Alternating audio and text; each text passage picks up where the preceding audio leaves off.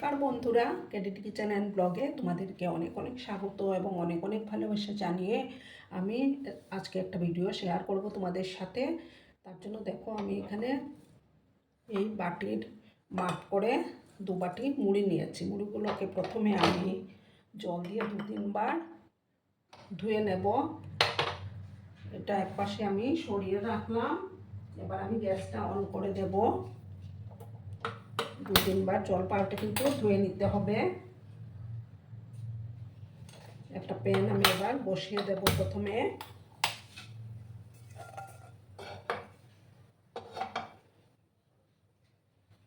আর দেখো বন্ধুরা, আমি কিছুটা চিনেবাদাম নিয়েছি। প্রথমে আমি চিনেবাদামগুলোকে একটু ভাজবো। তার জন্য আমি কড়াইয়ের মধ্যে তেল দিয়ে দেব। একটা টিফিন রেসিপি আমি তোমাদের সাথে শেয়ার করব। সাদা তেল দিয়ে দিলাম। তেলটাকে প্রথমে ভালো করে গরম করে নেব।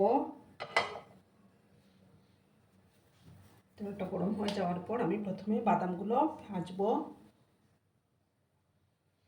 দেখো বন্ধুরা, তেলটা গরম হয়ে গেছে। এবার আমি দেখো চিনেবাদাম দিয়ে দিলাম।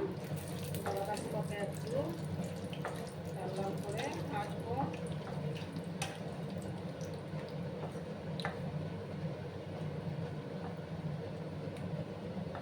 চিনেবাদামগুলো ততক্ষণে ভাজা হতে থাক, আমি ততক্ষণে মুড়িটা 2-3 বার জল পাল্টে পাল্টে ধুয়ে নেব। বন্ধুরা তোমরা কিন্তু সঙ্গে থেকো।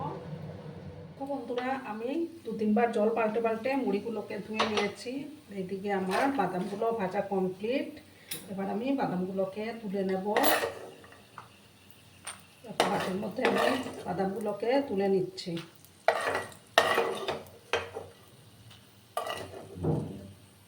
দেখো সমস্ত বাদাম তুলে নিলাম।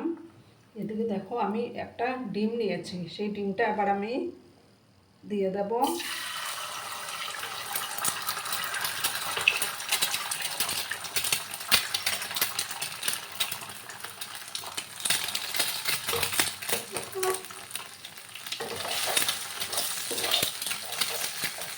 ডিমটাকে একবারে জুড়া জুড়া করে নেব আমি। আর আমার আজকের এই ভিডিওটা যদি তোমাদের ভালো লাগে তাহলে অবশ্যই লাইক, কমেন্ট, শেয়ার এবং সাবস্ক্রাইব করার অনুরোধ রইল। পুরনো নতুন সব বন্ধুদের জানাই অনেক অনেক ভালোবাসা। একটু জোড়া জোড়া করে নিচ্ছি আমি ডিমটাকে।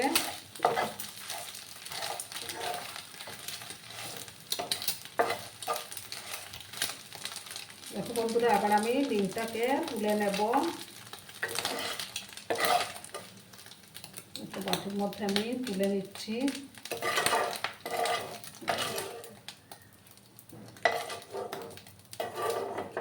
দেখো তোলা হয়ে গেল। এবার আমি তেল দেবো আর একটু।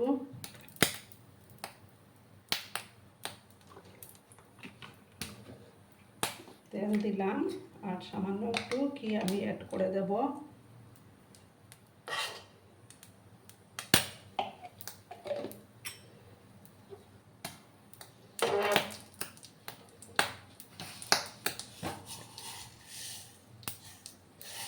এবার দেখো কিছুটা কালো সর্ষে আমি দিয়ে দিলাম।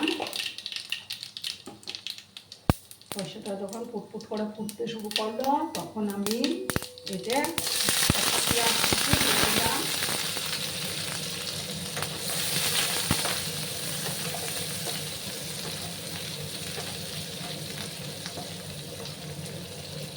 তারপর দেখো দুটো কাঁচা লঙ্কা কেটে রেখেছিলাম, সেই কাঁচা লঙ্কা কুচিটাও দিয়ে দিলাম। আবার একটু লাল করে আমি পেঁয়াজগুলোকে ভাজবো। খেতে কিন্তু দুর্দান্ত লাগে বন্ধুরা।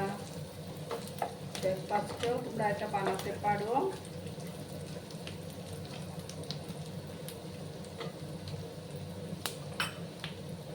সময় আমি পেঁয়াজগুলোকে ভেজে নিচ্ছি বন্ধুরা।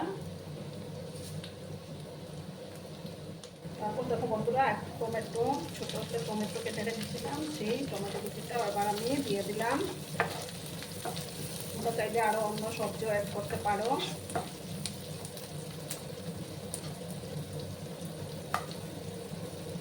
এবার আমি সামান্য একটু হলুদের গুঁড়ো অ্যাড করে দেবো, খুব একটা বেশি দেবো না, সামান্যই দেবো।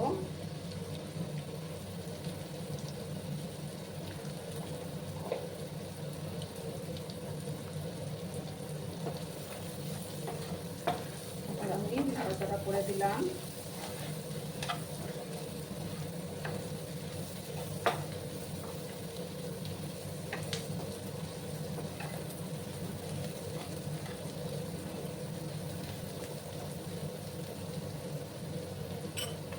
আর একটু সময় আমি ভাজা ভাজা করে নেব।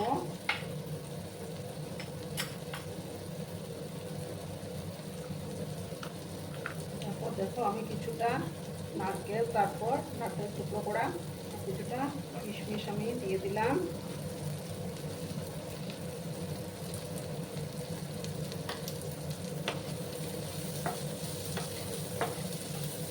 এটা বানাতে কিন্তু খুব একটা সময়ের দরকার পড়ে না।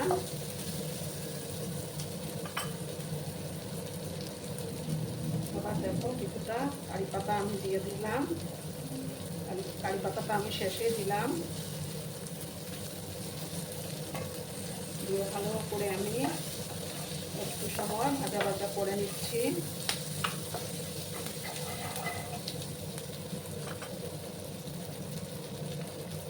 সামান্য দেখো আর একটু ঘি আমি অ্যাড করে দিলাম।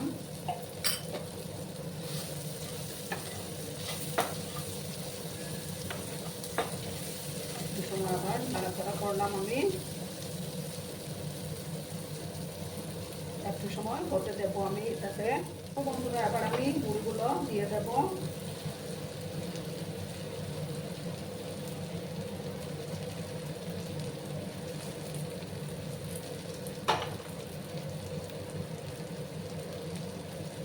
তারপর যে বাদামগুলো ভেজে রেখেছিলাম সেই বাদামগুলো দিয়ে দিলাম। আর এবার পরিমাণ মতো লবণ দিয়ে দেবো।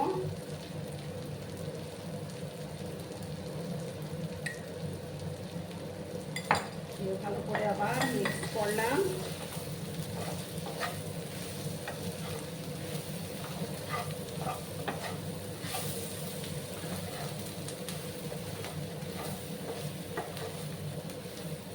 ভালো করে কিন্তু মিক্স করে নিতে হবে।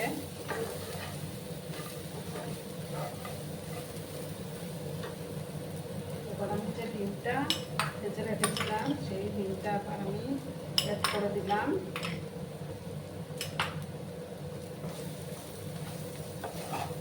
দুধের সাথে একসঙ্গে সমস্ত কিছু আমি মিক্স করে নেব।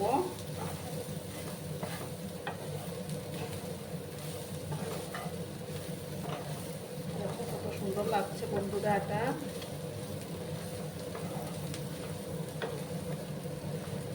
এটা কিন্তু দারুণ হয়।